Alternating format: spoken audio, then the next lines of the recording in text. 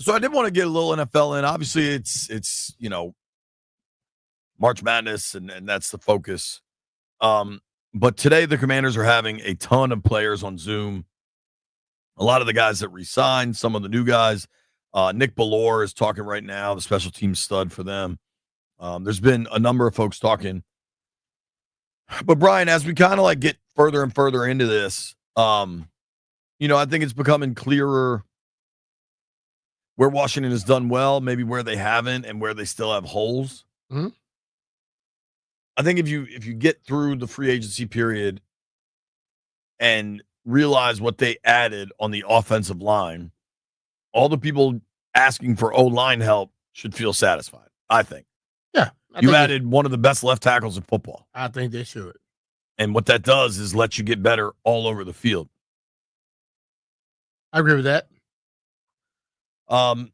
Where they maybe didn't get better yet that a lot of folks expected was D-line, specifically maybe pass rusher. On CBS.com, they wrote about where teams got better and what their biggest hole is. For the Commanders specifically, they said edge rusher. I'll read this now. Washington has a lot of DNs who will be firm at the point of attack and give the franchise a high floor and run defense. The issue is that they lack any and all explosiveness off the edge. I saw that. University of Tennessee's James Pierce Jr. would give them something they sorely lack among that group. Ideally, they would draft a cornerback capable of starting on the boundary and allow Mikey Samerstill to move back into the slot. How much do you think a rookie pass rusher can hit the ground running? A pass rusher is a pass rusher. And I think about it, if they have someone that they see as a first-round grade, and then the way that I'll keep saying it, the way I see how I saw last year, how this coaching staff can coach up talent, I think you can expect to get a damn good push from them. Because what they did, they got bigger inside. And I think that allows a lot of one-on-one battles. We saw Chase came in his first year. They're good his The first second year. half of the year, he was great. Yeah. So, I mean, and I think because didn't he have that little growing thing early in the season?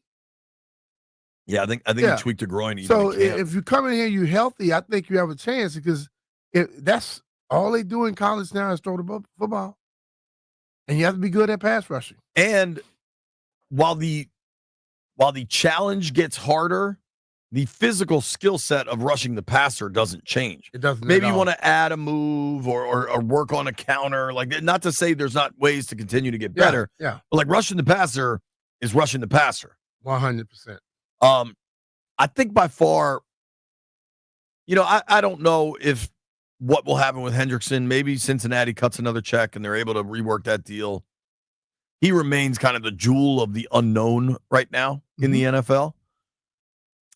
But I think one of the reasons the Bengals made their move to re-sign Higgins and Chase, because they recognized we have Burrow. Like, we have the hardest part of this. Let's keep him happy, keep this explosive offense. Maybe we can figure out the defensive side of this. Yeah. Or maybe they can score more points than the other team will score against their defense. Hey, we're going to give up 50, but we'll score 60. Who knows? You'll see. Reading from CBS, the Bengals' biggest need is edge rusher. Cincinnati is committed to executing contract extensions with wide receivers Jamar Chase and T. Higgins. And one would assume those moves will prevent them from securing pass rusher Trey Hendrickson long term, though the team is reportedly trying to retain him. In the event that Hendrickson is gone and following the news of Sam Hubbard's retirement, the Bengals are left without former first-round pick Myles Murphy and Joseph Asai, who re-signed at a modest rate. The moves to bolster their interior defensive line leave edge rusher as a more pressing need. So the Bengals need edge also. But I wanted to run through something. The Hendrickson move remains out there. I did see the Eagles just signed Azeez Ojulari, a guy that I was really high on for a pretty modest deal. And they got him pretty modestly. So. He's like a 1 year deal, something like that? 1 year deal with Philly, yeah. Help me count on this, because this is definitively something Washington does not need. Going through the entire NFL, what would you say the biggest need for the Cleveland Browns is? Quarterback. What would you say the biggest need for the Pittsburgh Steelers is? Quarterback. Okay, that's 2. I think for the Colts, you could still argue quarterback, but they'll claim they solved that with Daniel Jones. Didn't they let their running back go too? Taylor, I think, is still there. Well, they need O-line and a quarterback. All right. Some of this is how is the Raiders? I guess because they traded for Geno. This is crazy. Like Giants quarterback, obviously. Yeah. Seahawks are hoping that Darnold is their guy. Darnold. But he's really cocky these days too, though. Darnold? I saw something with it. He was just he's brash, peacocking. Good for him, I guess. Not sure I agree with that assessment, but good for him. Like, could you say the Jaguars' biggest need is D tackle and not? I recognize you paid Trevor Lawrence. They paid him, and then you got to get him to play. Yeah, but when you got a quarterback first rounder who's paid like that, they feel they got their guy. They just think they need other people around them. I disagree, but it is. What would you say the Titans' biggest need is? You got a quarterback that eats mayonnaise and put mayonnaise in coffee. I think you need a quarterback, and he needs a brain transplant. Yeah, this is nuts. I recognize the Jets got a short-term deal done with Justin Fields, but all these teams, they are making dramatic assumptions. Like, you know what? The Chiefs' biggest need is not quarterback. Hell no. That one I agree with. I thought this was fascinating, though. Cam Hayward. I don't know that he's a Hall of Famer, but he's a really good player and has been for a long time, and he might be, honestly. He might be a Hall of Famer. I mean, he's been really good for a long time. 7-time Pro Bowler, 4-time All-Pro. Played his whole career in Pittsburgh. Understands what that team is about. Of all the teams to get yanked around by Aaron Rodgers and his self-absorption, I don't get it with Pittsburgh. And Cam Hayward, this was on a podcast, right, Landfill? Cam Hayward was asked about Aaron Rodgers. And I thought the answer was pretty interesting. So if they called you and were like, we need you to follow him into the darkness for a couple days. He says if you come down there with him, he's signing. Are you going to be off the grid for a little bit, go to the darkness and try to get this guy? We need you. You're our best recruiter. I'm about to get to Darius Slay, and it sounds like you recruited him too. So we need you to start recruiting. Get that NIL bag out like you did at Ohio State. I ain't doing that darkness retreat. I don't need any of that crap. Like, either you want to be a Pittsburgh Steeler or you don't. That's simple. That's the pitch. Like, if you want me to recruit, that's the recruiting pitch.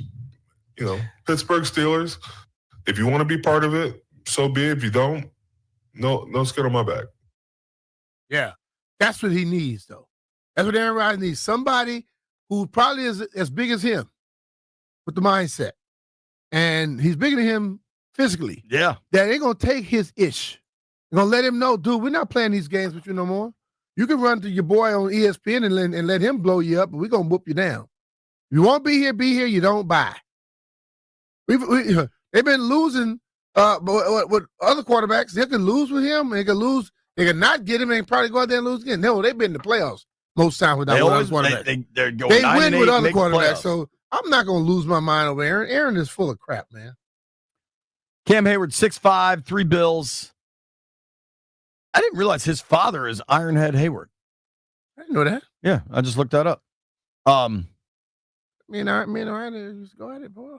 Really? Yeah. Over what? Like playing? Yeah, but he ran on some special teams at one point. Uh-huh. You just got to hit him low. Can't run up and couldn't hit him top. Yeah, you guys overlapped a lot. Yeah. He and I beat in the Pro Bowl. We won the skills competition. Oh, that's against cool. 2 other running backs. Remember the Ironhead? Hey, Ironhead! What's that thingy? The soap commercial, whatever that was. I feel like that was the first body wash that existed in mass production. So what I liked about Cam Hayward is he's like, this is the Pittsburgh Steelers. I'm not doing that. Can you believe that Pittsburgh is going to these ends to deal with him? Yeah, because the reason that they are doing it, everyone feels they need that guy at that position, quarterback. But you gotta get like the players sometimes. You've been around players. You think a guy is unbelievable, and then the players, when they tell you the truth off record, they let you know what they truly think about that player.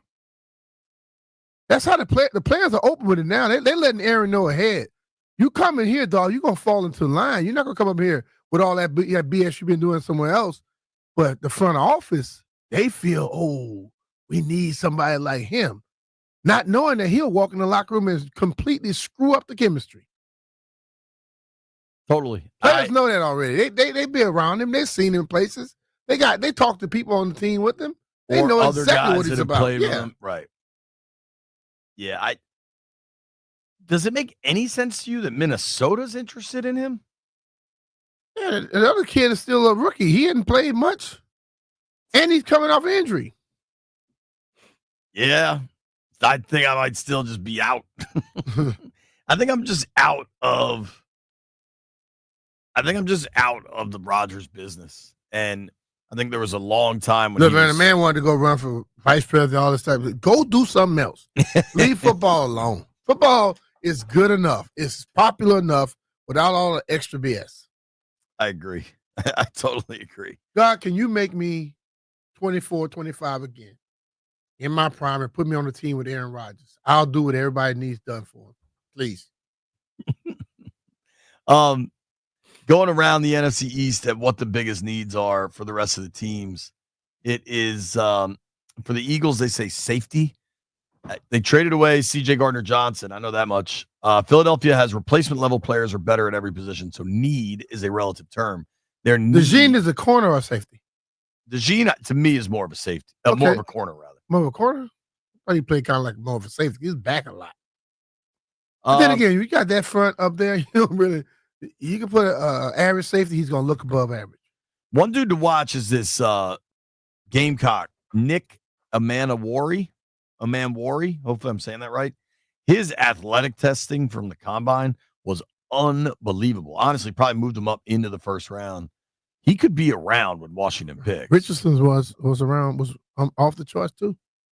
Who, AR? The quarterback. Yeah, he was off the charts.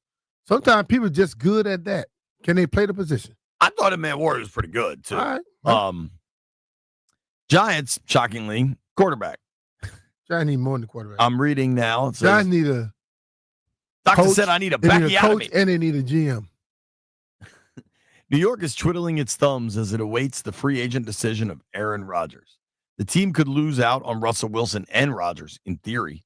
The Giants were already considered desperate and likely to make an offer for the number 1 overall selection in order to take Miami quarterback Cam Ward. It is a make-or-break year for head coach Brian Daboll and general manager Joe Shane, and their actions support that idea.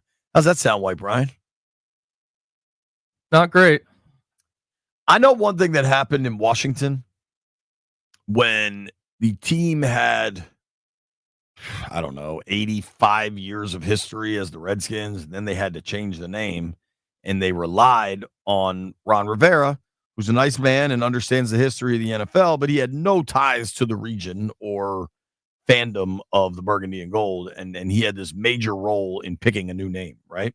Mm-hmm. If I'm a Giant fan and Daboll and Joe Shane barely survived this season,